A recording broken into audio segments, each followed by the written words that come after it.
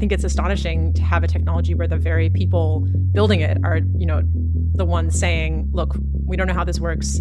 If we succeed in our goal of making it extremely powerful, we think we might not be able to control it. I tend to think that even if we had no more progress, AI would already be impactful at the level of something like the internet.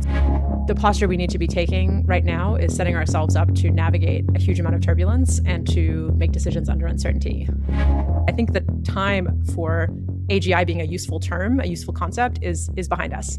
Hi, everyone. This is the TechSurge Deep Tech Podcast presented by Celesta Capital. Each episode, we spotlight issues and voices at the intersection of emerging technologies, company building, and venture investment.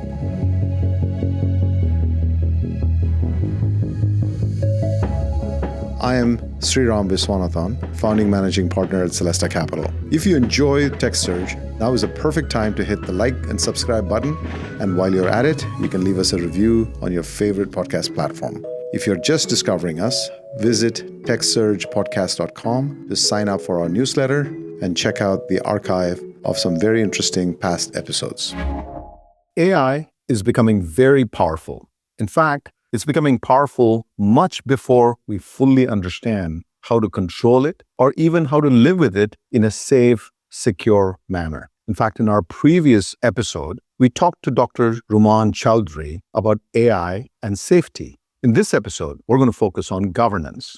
As countries race to control everything from chips to compute to data and models, AI is becoming a new strategic national resource. That raises big questions. Who decides how fast these systems are built, how much uncertainty is really acceptable, and how AI should be deployed when even the people closest to the technology admit there is still so much to learn? Helen Toner has had a rare vantage point into these questions. For more than a decade, she has worked at the intersection of AI policy, national security, and US-China competition as a leader of Georgetown's Center for Security and Emerging Technology, or CSET. She also previously served on the board of OpenAI, participating in many of the company's early years, both the groundbreaking technology evolution phase and the turbulent phase during Sam Altman's ouster from the board and the company. In this conversation, we explore the concepts of AGI, artificial general intelligence, sovereign AI, whether frontier technology can ever truly be mission-driven, and why some of the hardest questions in AI are no longer just technical. Helen, it's a great pleasure for me to have you on this podcast. Thank you so much for joining us.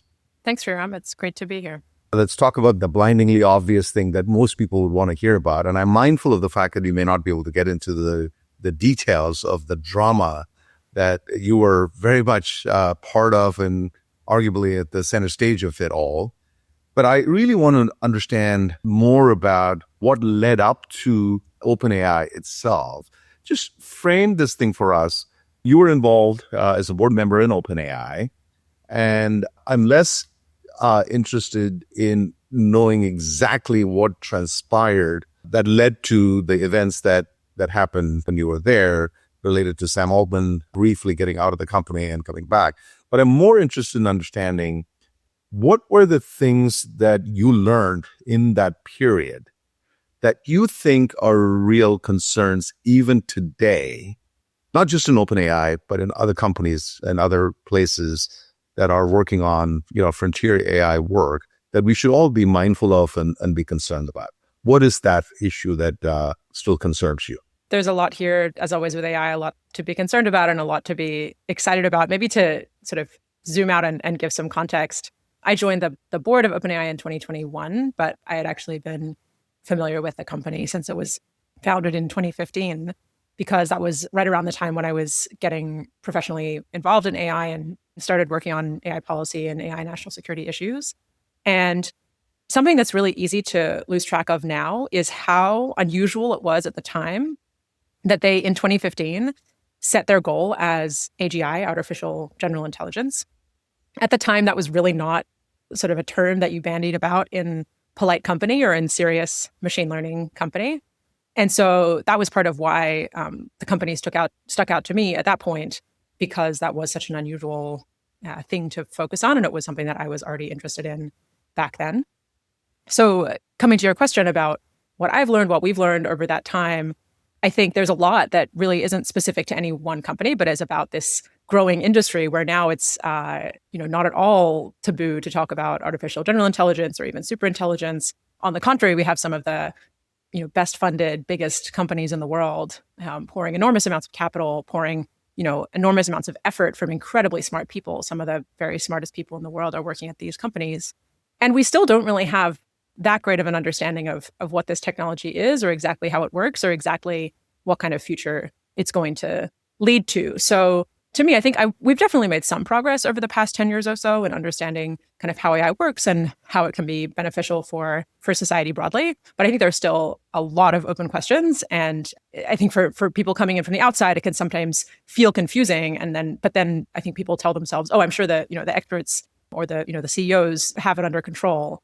And I think it's really important to say that there are just a lot of unknowns and a lot of open questions. And so I think it's appropriate to be somewhat confused, to be somewhat wary, and to, want to make sure that this goes as well as it can. Just lingering on that a little bit more. So OpenAI at that time was really a nonprofit. So what was it that attracted you to OpenAI when there were lots of other places that you could have sort of, spent your time on in all of these key topics? What was it that attracted? Was it personalities, or was it the mission? Was it the open nonprofit nature of it? What was it that was attractive? The mission and the technology. So like I said, I've been familiar with the company, or I should say the organization since 2015, when it was purely a nonprofit. By the time I joined the board in 2021, it was already a nonprofit managing a capped profit entity. So no longer the pure nonprofit. But all throughout that time, they were doing really interesting technical work. So in 2019, I watched their Dota 5v5, where they were training teams of AIs to play professional level Dota and have 5 different agents kind of coordinating on how to have a good strategy. Work on robotic hands they were doing back then was really interesting. I didn't track GPT-1 at the time. I didn't notice it at the time, but GPT-2 was, a huge deal. So I was, very familiar with their work, very impressed by their work, and very impressed by their mission. I mean, I think the mission to ensure that AGI benefits all of humanity is a really noble one. And so when the chance came my way to help contribute to that mission, I thought there was no way I could say no. If you were asked to play the game again, maybe with difference of a card, maybe different entities or companies, what is it that this experience has taught you about governance and safety and institutional responsibility and corporate governance, essentially? Because, when you got in, as you said, OpenAI by that time was already managing a for-profit part of the business underneath it, even though it was nonprofit. You were part of the nonprofit governance construct, correct? That's right. So the organization at the time the nonprofit board was at the top of the structure. There was no other board. So if you were to do it again, what have you taken away from this that you would do differently? And would you do something like this again? And what would you be concerned about? I mean, I would absolutely do it again. I think the chance to contribute to that mission and the responsibility to be an outside voice as well in some of these conversations and decisions that can be very focused within Silicon Valley, I do think was a big responsibility that I had the chance to take up. What would I do differently? I mean, it's hard to go back and look at the many different decisions that were made, and without getting into stuff that's sort of hard to talk about publicly still. I think a big lesson has to be that nonprofit legal structure just wasn't up to the weight that was put on it in terms of the amount of commercial incentives that were riding on decisions for the company, pressure from investors. A lesson for me, perhaps, was how few people understood the legal structure that OpenAI had designed for itself, including even employees, but certainly most onlookers. I think in their minds saw it as a kind of typical Silicon Valley VC-backed startup. And the way that boards work there is they're really there to support the CEO. That's their whole job, essentially. And that was not the way that OpenAI was set up legally. It was not legal responsibilities that board members had. But I think given what a big role, perceptions and outside pressure plays, the fact that a lot of people didn't actually understand what we were there to do was more of a problem than I had expected it to be. So those would be a couple of things. I'd love to sort of get you to comment on, are we entering a phase as an industry, especially in technology, with, there's some profound disruptive technologies that are coming into the horizon. AI is obviously the evolution of the AI itself is going to get very complex, as we all would agree. And, semiconductors in the same place and social media. If you would agree with this sort of a framing, which is the complexity of the technology, that very few people in the industry are starting to really, grapple with, the nuances of what this technology could be and the dual use nature of it.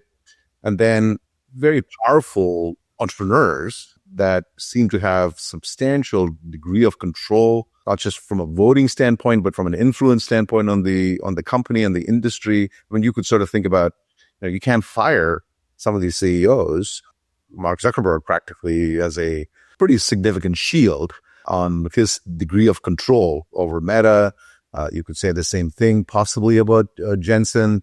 You could say the same thing about some of the founder-led large companies. And then on top of it, you have huge incentives that the board economically stands to gain from, and by just towing the line. I mean, are we entering a phase where governance is going, this is the new reality, that we can't really change corporate governance, especially in the context of some of these new technologies and new structures and new idols, if you will, or iconic, entrepreneurs? Is this the new reality that we're going to be in? I mean, I think it's always a bit of a dubious proposition to expect small groups on boards to be able to sort of steer things for the better. Obviously, in the situation I was in, that was our job, and we did our job, or we did our best to do our job. But I think I would actually go in a somewhat different direction, which is that I think we're entering a phase where more and more of the broader public is, familiar with AI, thinking about AI, interacting with AI. And I don't know that the tech industry is grappling with how much concern the public has, or large chunks of the public have, about what is happening with AI and what it's going to mean for them. I don't want to overstate this. There's definitely a lot of people who use AI products and love AI products. And when you look at polling, it's not like, 80% of people hate AI, but it is at least 50% have significant reservations about what this technology is doing for them. And I feel like when I talk to people in Silicon Valley or in the Bay more generally, I don't know that they're reckoning with what could happen if people get more concerned, or if AI is playing a larger role in their lives, and they think of it as a force for bad rather than a force for good. So I worry that we're heading towards a time where there may be more backlash against the technology, and that the industry itself is not doing what it could to prepare for that and to head that off. What Helen is describing here is a shift in the center of gravity. For years, AI was mainly a technical discussion, model performance, research progress, and just the evolution of the compute required for AI. Now it is becoming a systems question. What happens when a technology moves from the abstract into daily life? Education, healthcare, finance, national security, and sectors like that. At that point, the circle of relevant experience must widen. Engineers still matter, but so do checks and balances and public opinion. The debate is no longer about pushing AI to do more. It is also about who shapes how it is used. This is an interesting point, because we can talk about CSET in this context, because your career spans across engineering, policy research, governance, and all of these things in the context of, frontier AI. How has your perspective changed now that you have this experience of having been in an organization that was, arguably the pioneer in the field, which has now become the most powerful company in the field? Well, what has your perspective changed with respect to AI capabilities itself, and how would you frame that as, here are the issues that the industry is dealing with? Is that a difference between the sorts of issues that you're sort of focusing on in your research, which seems to be different from the issues that, frontier companies like OpenAI or Anthropic are dealing with? Or is that a synergy? Yeah, I think there's some synergy. I think what I've seen over the past 10 years is this technology going from being a twinkle in some researcher's eye to being real and existing in the world. And by this technology, I essentially mean general purpose AI. So, 10 years, even 20, 30 years ago, we had narrow AI systems that could do a specific thing. So you have, USPS using AI to read zip codes. That's very old technology. That's, a type of AI. Or, you could say chess computers are a type of AI, but very narrow, very specific. And for a long time, the idea of AI that could do multiple things was science fiction, but now it's not. I don't know if you want to get into conversation about kind of what is AGI. Do we have AGI? How should we think about that? Happy to go there. But we certainly have general purpose AI that can do many different things. And I think we're now in a time where it isn't just a technical question of how do we get the AI to do more and more. It's really increasingly, it's a societal question. It's a question for our education system, our healthcare system, our finance system, our the parts of the world that I tend to work with, the question for our military, our intelligence community, our diplomats. What is happening with AI? How is that going to affect our lives? How do we try and ensure that it goes, better rather than worse? So I think a big thing that has shifted is as the technology has advanced, it goes from being something where the primary questions are questions of science and engineering to something where the questions are much, much broader and need to draw on a much wider swath of people.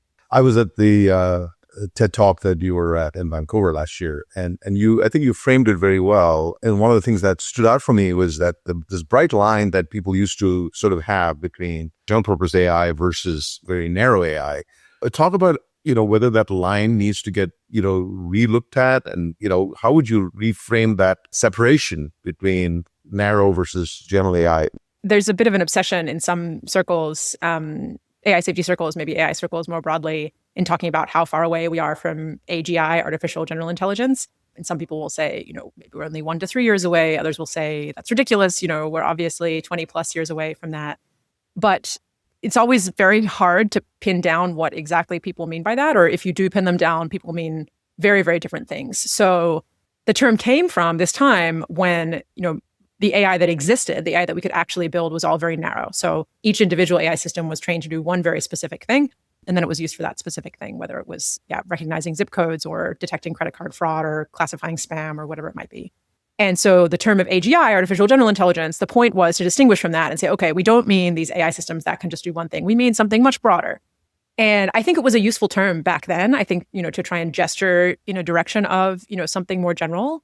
But once you try to zoom in on what does that actually mean, some people will say something like, well, AI that can do anything a human can do. But then more recently, people have started restricting it to, well, we want to just talk about cognitive tasks. So robotics is hard, so we'll just say AI that can do all the cognitive tasks a human can do. But then other people will say, oh, but it also has to be, as data efficient as a human. So it doesn't count if it needs, hundreds of millions or billions of data points to learn a new task, because that's not how humans work. So there's all these different versions of AGI, which make me now feel like it's actually just not, I've been wanting to write about this. We'll see if I have time to actually put this up on my Substack, but I've been wanting to write about, I think the time for AGI being a useful term, a useful concept is behind us. And I think at this point, there's lots of things you might mean when you say AGI, but you should just say whichever specific version you mean. So some people want to talk about AI that can act as like the term some people use is a drop-in remote worker, meaning it could do anything that a human could do at their computer.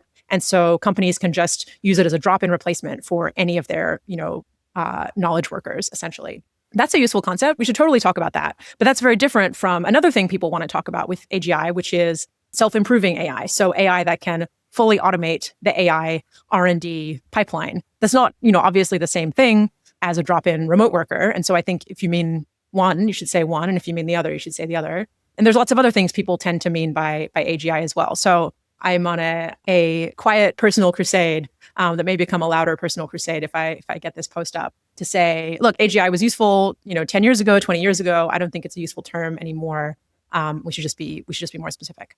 So in this context, a lot of people sort of compare artificial intelligence as sort of this strategic resource. And we'll talk about, what it means to sovereign AI and different governance and all of that. But more specifically, AI as a strategic resource, is the comparison, this is sort of the pivotal moment for economies, for the world, for, consumers, all of that, akin to what electricity was, or perhaps even the wheel, how would you think about that? I mean, are we making the right comparisons, and is it as profound? And if it is, because then, the whole series of analogies that you can draw from how all of us handle those key innovations, is the analogy appropriate? I'm a believer in there being lots of different analogies for AI that can be appropriate depending on what you're trying to say. One thing I think you're maybe getting at is this idea from Nate Silver originally, which I quite like, called the technological Richter scale, where the idea is you have, from 1 to 10, different technologies can be, less impactful or more impactful, and each level, like on the Richter scale, is 10 times as impactful as the one before it. So I forget exactly how he categorizes things, but it's like, I think, the internet, for example, is maybe an 8, whereas the microwave is like a 6 or something like that. And electricity maybe closer to a 10. Yeah, I think electricity is an 8 or a 9, higher than the internet, I think. So yeah, so I mean, I tend to think that, for one thing, I think something a lot of people in the space agree on is because technology takes a while to diffuse, and it usually takes a while for us to figure out how to get the most out of any new technology.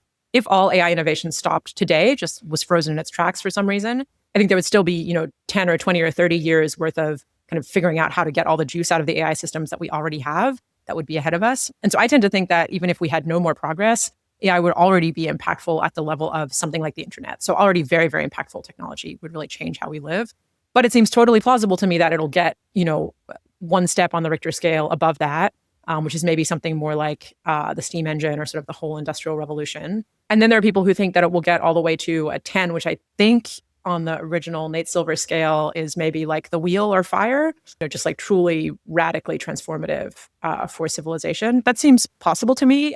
It doesn't seem clear to me that it'll get all that whole way. So I mean, that's a set of analogies, I think, for thinking about the scale of the impact, which is maybe different than what kind of technology is this, or how should we respond to it. The reason why I was asking about this appropriateness of this analogy to the Nate Silver scale in the context of fire and wheel and all of that, to me, it doesn't seem like the negative consequences of some of those technologies is comparable to some of the impact that you could end up with in AI. I mean, I can sort of think of some dual-use technology like nuclear, which may be more appropriate, which we can talk about. But the negative consequences of that scale, would you say that AI perhaps represents a much bigger potential negative consequences if we get this thing wrong across different countries and different sovereigns and all of that? Yeah, I think that's right. I think if we're looking for analogs for how badly this could go, then I think potentially nuclear weapons are a better analogy. And then they're a poor analogy in other ways. And there's much been written on reasons that people don't find the AI to nukes comparison apt. But yes, I do think that there is a really serious downside here. I mean, I think it's astonishing to have a technology where the very people building it are, the ones saying, look, we don't know how this works. If we succeed in our goal of making it extremely powerful, we think we might not be able to control it. We think it might, take over civilization and or kill all of humanity. Like that's a pretty crazy thing to hear the people building the technology say, but that's where we're at with AI.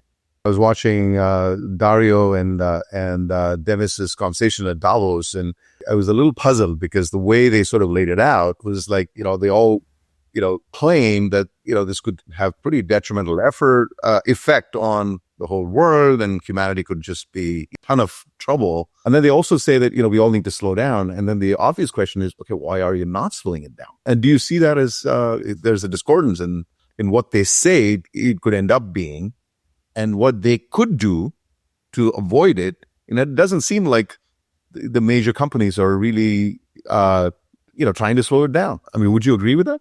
I agree with that. I think credit where it's due. I think it's good that they are making those statements and potentially laying the groundwork to have more in-depth conversations about whether we would want to slow down at some point. I do think it's just a tough environment, a tough strategic environment to try and make a choice like that in, where that you have competitors who will keep racing ahead no matter what. But I do think it makes sense to be at least starting to talk about, okay, well, in principle, if we could, get agreement on slowing down, it's good to know that at least two companies would potentially be on board with that. I think it's genuinely hard when you have as much competitive pressure as there is right now. Let's talk about that. I think in the context of sovereign and AI as a strategic resource, how would you say the competition between companies like Anthropic or OpenAI or Gemini or whatever versus how would you rank that relative to competition between sovereigns, US and China? They want to get into AI as a strategic resource for the major economies. And what is more pressing in your mind? The competition with some of these frontier labs doing what they're doing, and they're not obviously coordinating it within the US. Should they be in the context of competition with China? I don't know that I would say so. I think the US has historically benefited hugely from the open competitive markets that we have. I think so far that seems to still be working. In AI, it's obviously starting to be a pretty tight competition, but I do think that the US companies still have the edge. And then it's also, of course, important to say that, competition for the sake of competition or racing for the sake of racing is not the point here. We need to look at what is the particular outcome or strategic effect that we care about. I think if we're trying to look at what should the US government do differently or what should the companies do differently, or what should users do differently? Those are all kind of separate questions with separate answers.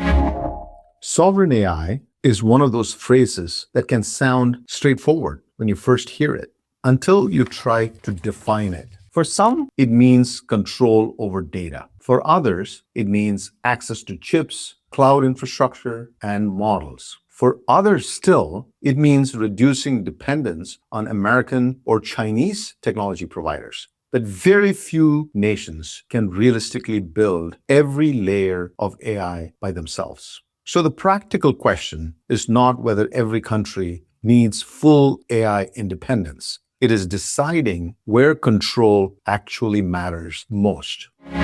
So when we say sovereign AI, and just lay out, what are the components of that? I mean, there's obviously compute, there's the data itself, the models, the infrastructure, the governance, safety guardrails, whatever. So unpack that for us. What is sovereign AI and what does that stack look like?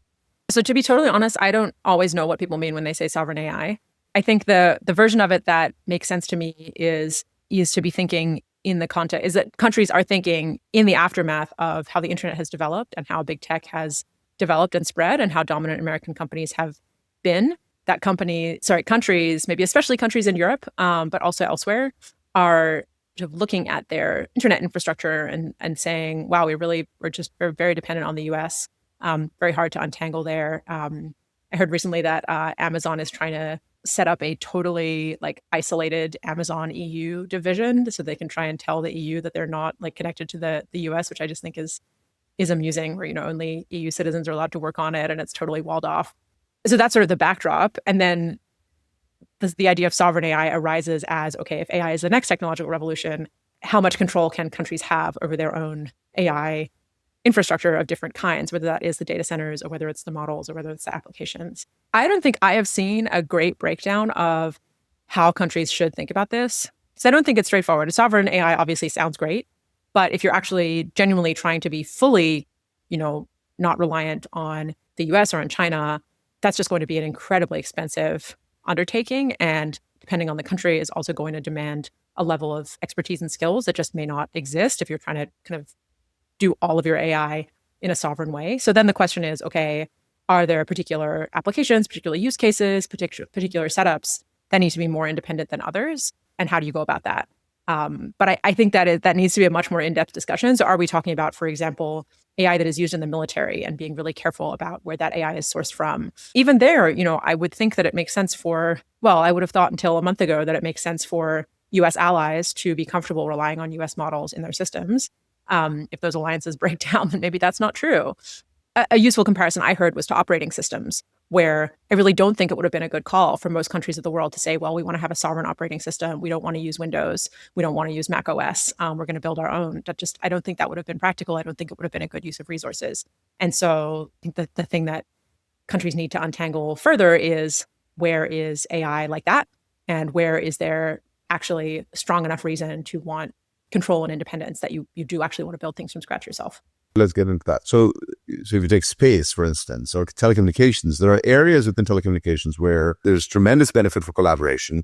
And there's the common areas where, trade and other forms of communication is really beneficial and results from collaboration versus, places where you want to keep it separate, cybersecurity and so on and so forth. In AI, especially in the context of sovereign AI, notwithstanding the fact that we can't all agree on what the definition of that is, but let's say for a moment, it's the models, it's the infrastructure, and it's the semiconductors that are powering all of these things.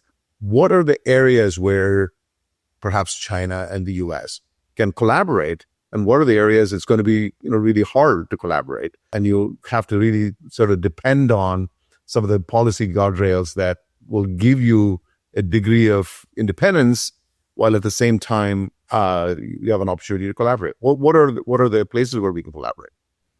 I mean, I think if we're looking at US and China, the ecosystems are fairly separated at this point. So the semiconductor ecosystems are quite separate, obviously with lots of export controls, and the US primarily using chips manufactured in Taiwan, whereas China is still has access to a good number of those chips, but is increasingly trying to use indigenously manufactured chips.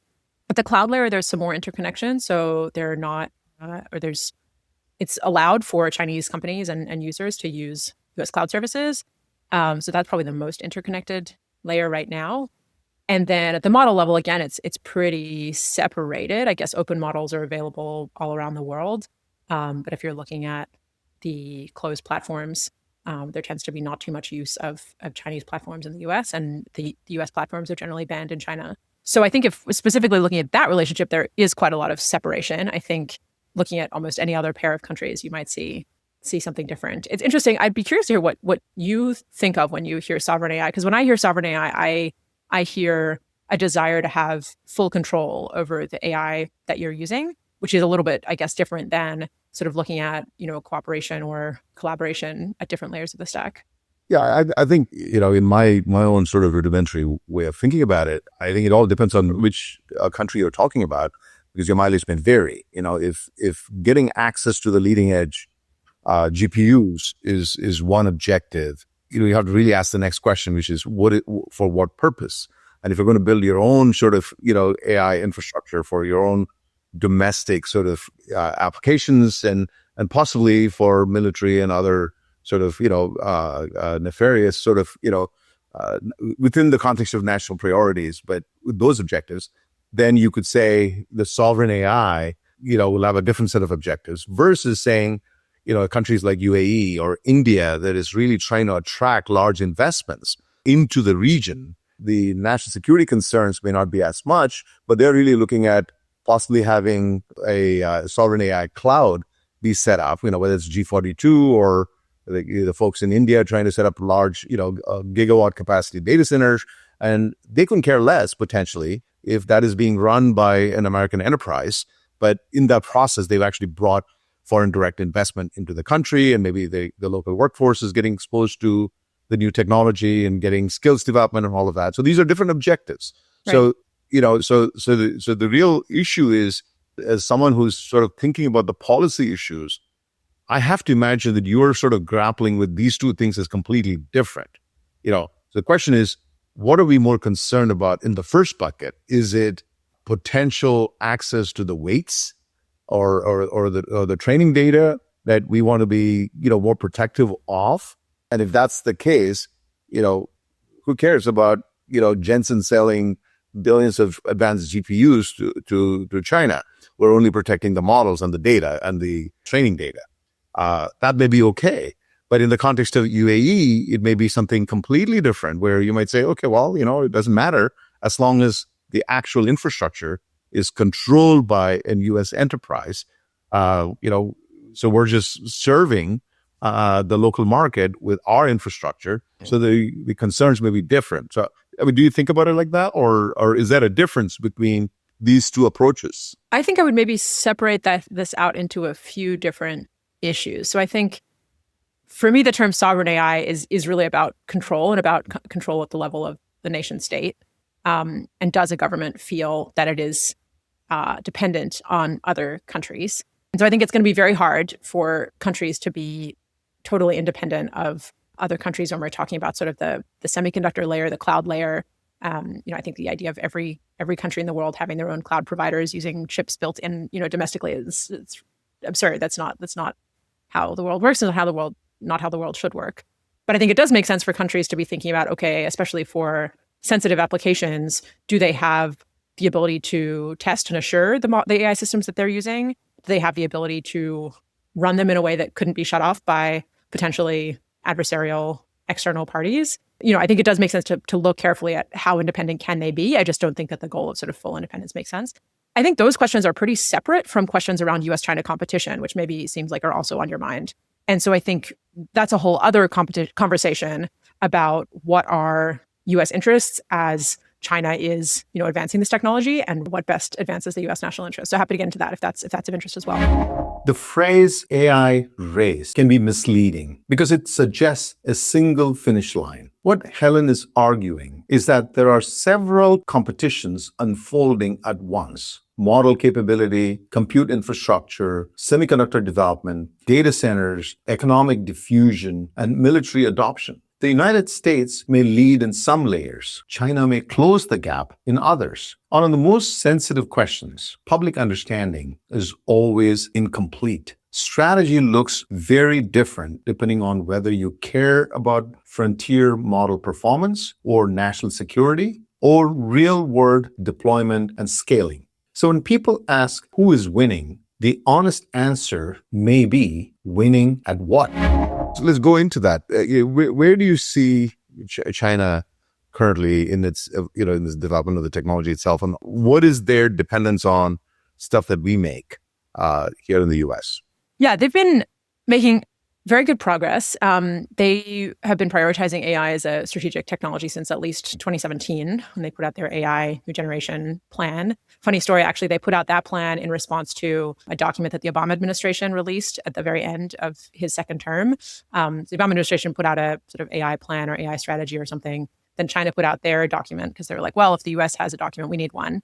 And then the Trump administration saw China's document and they're like, wait, China has a document and we don't have one. So now the US has to have one. So there was kind of a back and forth sparring there. But since then, they have been, investing heavily. I think they were taken a bit off guard. The government was by the success of language models. That was not really a priority for them. And in general, I think they're a little bit torn between, in China broadly, they're really trying to shift their tech ecosystem. I mean, you're a deep tech investor. They want to shift it away from sort of the commercial internet platforms and apps and more into deep tech. So, industrial modernization and serious hard tech that they think will give them more strategic advantage. At the same time, I think they're seeing the, surge of advancements in language models and also wanting to compete there. So, when they see something like a DeepSeek, the Chinese government obviously pays attention and wants to kind of promote and support that. I think in general, it doesn't make sense to think of one race or competition between the US and China. There's multiple in AI. So there's a competition over the frontier, who has the very best models. There I would give the US the edge. There's a competition over kind of military adoption or sort of hard power adoption, where I think it's hard to say who has the edge. I would bet on the US, but that's much more about doctrine and procurement and all this sort of messy bureaucratic stuff as opposed to just purely technology. There's also a transparency issue because you probably don't know what is it that the Chinese are working on in some of those applications. Is that a fair statement, do you think? For sure. I mean, on both sides, there's a lot of classified information. Actually, CSET, my organization, we are recently put out a big paper based on several thousand contracting documents from the Chinese military looking at AI contracts that they are for things they are trying to buy. We put out part one of that last year and have part two coming out shortly, so stay tuned. So we can actually see certainly some information that they're willing to make available on the open internet about what the Chinese military is buying. There's other competitions as well. There's the broad economic diffusion competition. There's sort of the underlying infrastructure competition. So it's always hard. I get asked a lot. Who's winning, the U.S. or China, and it's impossible to give a single answer because there's not one single competition. If you were to just sort of unpack that and say, if indeed the race is to get to AGI first, for a moment, let's just assume that's the race. And what do you mean by AGI there? And also, yeah, exactly. And what AGI, if you said it's a more generalized version of what we're all attempting to do, where there's not a human in the loop in any of the applications that are being, sort of rendered, and there's a self sort of learning capability that's built in, and the advancement of the technology itself is not dependent on human intervention, let's say. I don't know if that's the right way to think about it, but you're talking about the recursive self-improvement, fully automated research. That's the milestone you want to look at. Let's just assume that's one goal or one sort of version of how we define AGI to be. And within that, let's say, the chips, the models, the actual, inference and training capabilities, where would you say China is relative to the US? Not whether they're winning or not, but how far behind are they? What is your sort of forecast? Let's say in another year, 2 years from now, where do you expect them to be? Yeah, I would say they're roughly at parity with the US, but the US certainly still has the edge. And I think where it goes over the next few years is going to depend a lot on compute and the role of computational power, where the US has significant advantage due to the scale of build out that American industry is undergoing, where China is much more limited in its ability to access chips.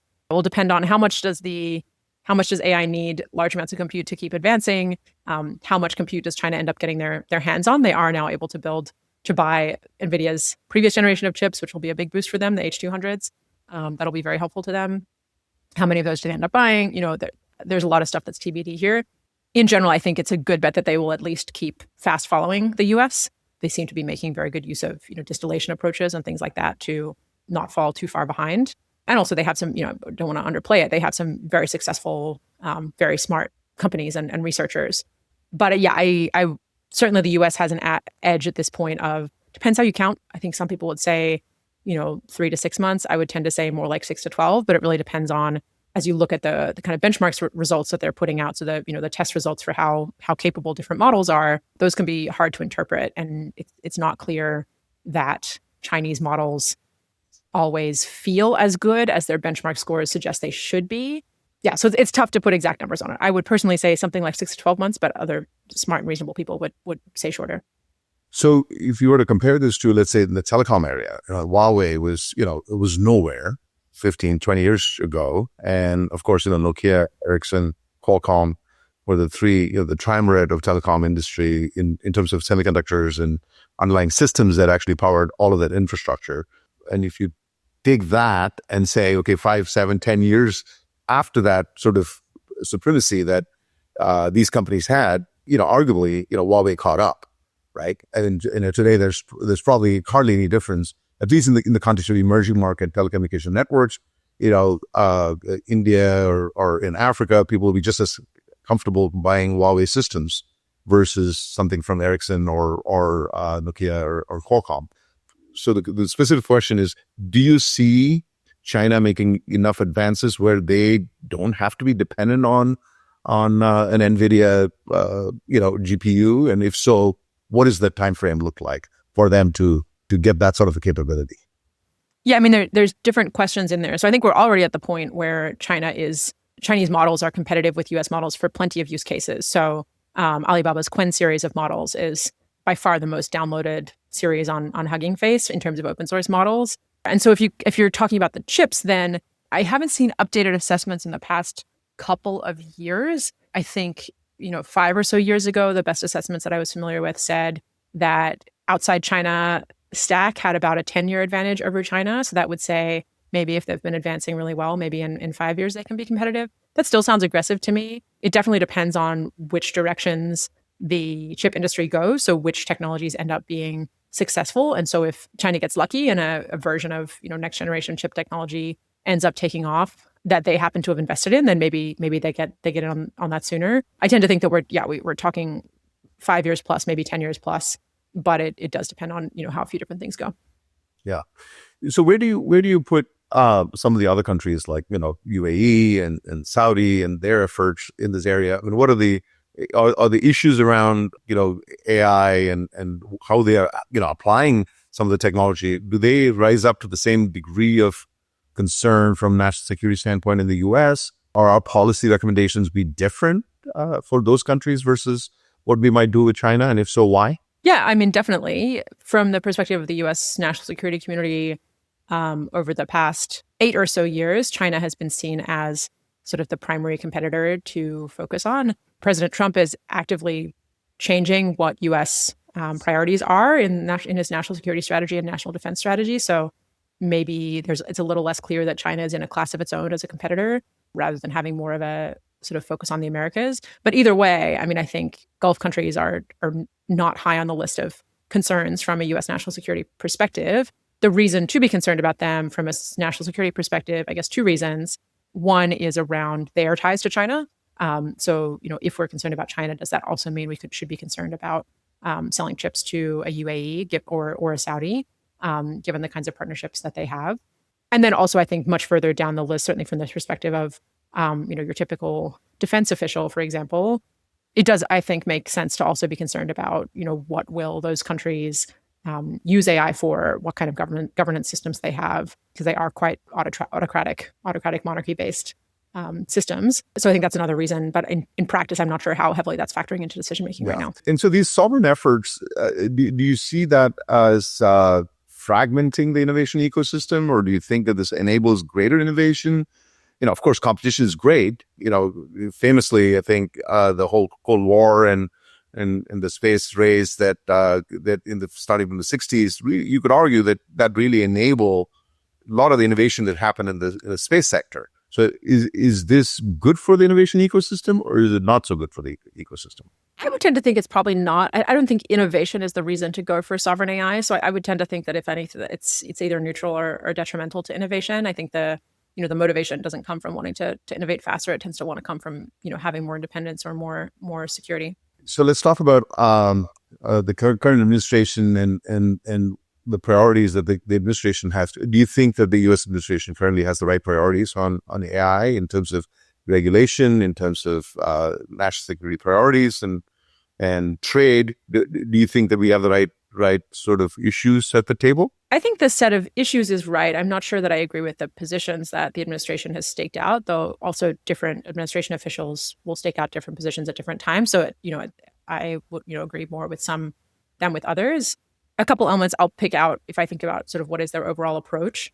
One is a focus on exporting and strengthening the American AI stack is the language that they'll use. I think is a totally reasonable goal and an interesting framing to be thinking about, not just purely about AI models, but also thinking about the underlying infrastructure, the cloud services, the data centers, the chips, and also what goes on top of the model, so the applications, the services. I think that makes sense. But I think some of the approaches that they've taken to exporting that stack, I'm not sure that I would agree with. So for instance, I think the sales of H200s from NVIDIA to China, the stated motivation there has been to, again, to kind of export this American stack or strengthen the American stack. And I think that neglects. It's true that if you sell more American chips to China, that strengthens the U.S. stack at that layer. But I think it neglects the ways that having access to much more capable chips strengthens all the other layers of the Chinese stack. So it strengthens their cloud providers, strengthens their models, strengthens their applications. That doesn't necessarily seem to have been kind of in the calculus.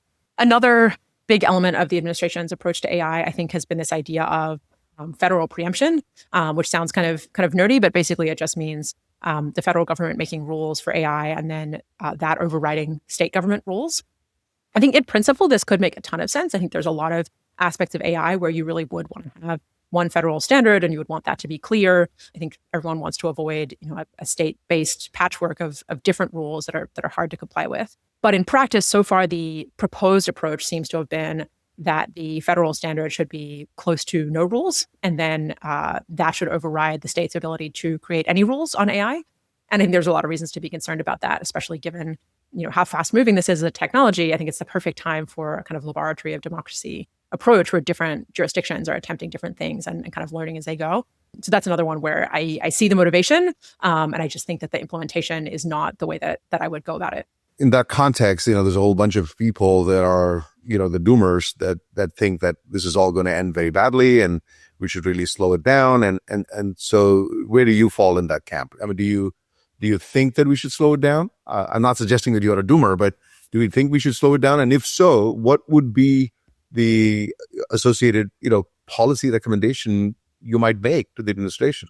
I tend to think we should be in this phase of installing some brakes rather than slamming on the brakes. So I think it is meaningful that Dario and Demis both said at Davos that they would want to slow down if they could. And I think it's meaningful that they don't think they can. And so that to me would be the problem to solve here is, what could it look like to give ourselves the ability to decide to slow down at some point, even if that point is not now. I think there are it's very easy to imagine ways that sort of attempting to slow down could go badly. Most straightforwardly, if you slow down when the risks are actually not that high, then you're forgoing a bunch of the benefits that AI could produce, whether in healthcare, or economic growth, or education, or otherwise. I think that we should feel the gravity of the fact that these top CEOs are saying, wow, I wish this wasn't going so fast. Like that's an unusual thing to hear from people developing new technologies. And I think we should take it seriously and try to think about how we could actually install some brakes. Well, the question is, who applies the brakes? Is it self-imposed or is it government, diktat? And it sounded like, all of them were sort of suggesting that they need some external force guiding them into, showing what those brakes are and giving them, instruction on, how often to tap on those brakes. You seem to, where do you fall on that? Do you think it can be something that a consortium of companies coming together, or these labs coming together and, being self-imposed versus saying, regulate us and tell us, how we should apply these brakes, which is perhaps more effective in your mind? I think you don't want to go fully in one direction or the other. I think the approach that has started to be built out, and when I think about if you were trying to install brakes, what would that mean? Is this approach of what sometimes gets called if-then commitments, meaning if we build a certain type of AI or if we get a certain type of test results with the AI that we're building, then we will have to do something, whether that's slow down or install different safeguards or things like that. So all of the major companies have been building out these frameworks of, I think OpenAI is its preparedness framework. Google has a frontier safety framework. Anthropic has a responsible scaling policy. These are all the same thing, different words for the same thing, which are basically saying, okay, we're trying to create very, very powerful systems. What kinds of behavior or performance might we see that would give us pause and that would make us need to, reach a certain level of safeguards or confidence in our safeguards before we proceed further? And so they've started to build out, what are test suites you could have for cyber offense capabilities, meaning like hacking capabilities, autonomous hacking capabilities, or assisting human hackers. How do you test for, how do you think about what level of capability there is concerning, and how do you test for whether your system has that level? Same thing for assisting people with bioweapon development. Same thing for kind of autonomous capabilities, or as well looking at that the AI R&D piece of can the AI systems advance the next generation of AI? Do you get into that self-improving loop? All of the companies are in the process of trying to set up those thresholds and think through at what point, what levels might you see that are worrying, and what do you do if you see those levels? And there's the beginnings of industry, sort of intra-industry cooperation on that. So there's an organization called the Frontier Model Forum that is, trying to coordinate some of that work. There's indications of, but there's early signs of industry to government coordination on that as well, with things like the UK AI Security Institute as, a really center of excellence on thinking through some of those, what kinds of things would you want to test for and how would you test for them, which is very complicated, technical, but also multidisciplinary work. So I think you want to have some kind of, thoughtful, interwoven framework like that, not it's purely up to, the individual CEOs or, the government is coming in with some heavy regulatory hammer. I think it is a really complicated question. And so you need to have a correspondingly, thoughtful and nuanced approach to it. What Helen is describing here is the early architecture of AI governance. Not one regulator, not one dramatic moment when someone pulls an emergency brake, but a set of thresholds, evaluations, and escalation points meant to make frontier model development more legible and governable. That is the logic she's describing behind preparedness frameworks and the responsible scaling policies. If a model crosses a threshold in cyber offense, biological misuse, or autonomous capability, the expectation is that security and oversight should rise with it. The hard part then becomes who defines those thresholds, who verifies the breaking of those thresholds, and what happens when commercial pressure collides with caution. Let's play a thought experiment here. So just looking ahead, two scenarios. One in which we've understood it. We've got, enough people collaborating. Of course, everything is, enlightened self-interest and from a competitive standpoint between US and China and all of that. But that notwithstanding, there's a positive scenario where, things get aligned, guardrails get established, the brakes are identified and the cadence in which the tapping of the brakes, is agreed upon on one side, which is the positive scenario. And the negative scenario, when this thing doesn't happen, what do you think will be the result of those two things? And, how do you see this evolving, let's say in a 5-year period? What could happen in both these scenarios? 5-year period, I tend to think that probably things will look pretty similar to how they look today. I'm not in the camp of people who think things are going to be radically transformed between now and the end of the decade. For instance, I think that they might, but that's not necessarily what I expect. Yeah, I think if we're looking at more like a 20 or a 50-year time period of things going really well or going really badly, I think in both cases, probably the answer is it'll look unrecognizable and there's no, it'll be hard to have predicted exactly how things will go. But I think in the positive scenario, there's a lot of basic stuff we can say. Hopefully we have a lot better treatments for a lot better, a lot more diseases. Hopefully we have really amazing AI-driven education that allows anyone to learn anything they want. Hopefully we're able to solve really basic problems that still exist in the world, extreme poverty, access to water, things like that. The question of how AI, I think, there's a lot of conversation around AI sort of safety and sort of specific discrete risks. There's not that much around AI's impacts on democracy and how do we have, if the economy in the future is very heavily machine driven, what does that mean for kind of the role of the people and their government and how that all works. But, if it's a scenario where things are going well, then that's somehow panned out and we have, government, or we have some system of operating that empowers individuals and helps them lead flourishing lives. I mean, it all sounds kind of vacuous because it's very, stories about utopias never sound nearly as fun as stories about dystopias. But I do think that there are really good futures on the table. If things don't go well, the worst case scenario is everyone dies. I think outcomes where literally every human is killed are, a pretty specific place to go to. A version of bad scenarios that seems more plausible to me, or where I see how the incentives lead there, is essentially a world that is increasingly industrialized. So maybe more and more of the Earth's surface, more and more of our energy use, more and more of our capital expenditures are going towards, AI-driven things like producing energy, mining silicon, building data centers, and humans are less empowered. Maybe a lot more people are living at or below subsistence level. So maybe there's not really many jobs. Maybe people can't necessarily afford, a lot of the kind of things that we're used to in our cushy everyday lives. I tend to think that the natural condition for humanity through much of history, almost all of history, almost all of humanity lived at subsistence level, meaning that every day you're worried about where your next meal was going to come from. And so it just seems very, very plausible to me that we head back to a world like that. And that is also going to be a world with more violence, with more disease, with much more unhappiness and much less flourishing. Again, that's kind of an abstract answer, but I think there's a lot of different, in terms of trying to get to the concrete specifics, I think it'll be some version that we don't anticipate. But I do think there's a really enormous range of potential futures that are still possible, both good and bad. So let's circle back to where we started with this whole OpenAI situation.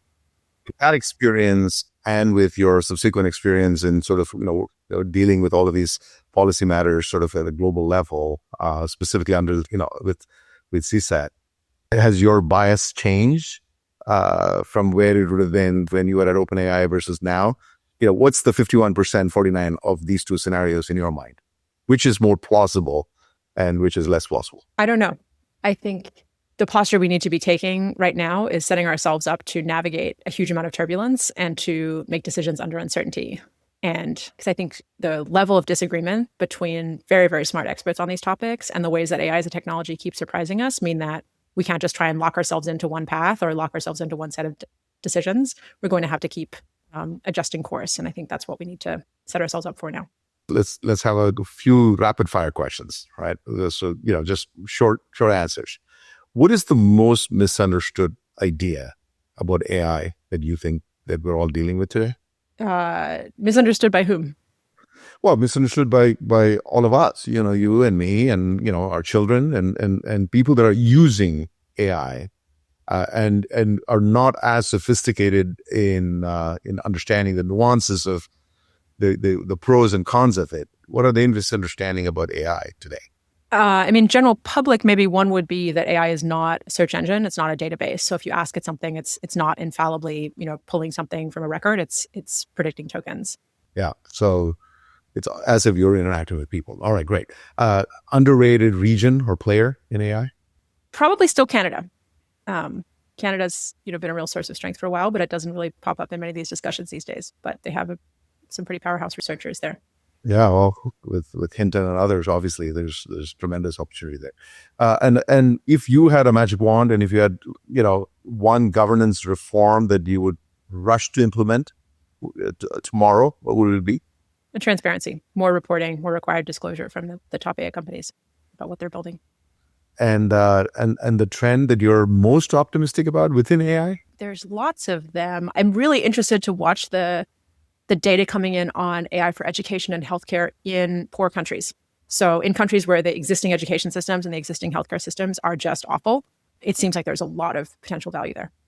Right. Well, Helen, I can keep talking to you about a lot of these things for a much, much longer time. We don't have that much time. I would love to sort of link some of the other resources from CSET on our podcast so people can get to understand some of the topics that you think we should really, get our heads around. So thank you so much for being in this podcast, and I really appreciate your time. Thanks so much. It was great talking with you. AI governance is not a problem we solve once. It is an ongoing act of judgment under uncertainty. Helen is an honest pragmatist She doesn't offer us a simple utopian, or for that matter, a dystopian forecast, but something more useful, a way to think clearly when the stakes are high and the answers are not just incomplete, but sometimes even unacceptable. Underlying the discussion of OpenAI, sovereign AI, China, and AGI itself is a deeper, more significant question. How do we adapt when a century or a once-in-a-lifetime technology is moving faster than we can actually comprehend? That may be the real ultimate human challenge of the AI era.